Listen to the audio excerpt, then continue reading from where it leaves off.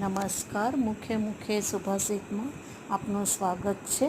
ભર્તા ચ રામ જનક પિતામહ ગુરુ વસિષ્ઠ સકલૈવ સિદ્ધિ તથાપિ સીતા ન ક્ષણમ સુખમ બલિયસી કેવલમ ઈશ્વરેચ્છા.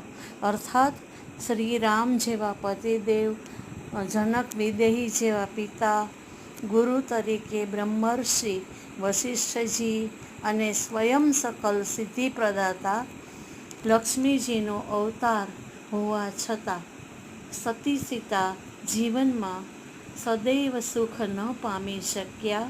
તેથી કહેવાય છે કે ઈશ્વર ઈચ્છા જ બળવાન છે, મનુષ્યનું કાંઈ ચાલતું નથી.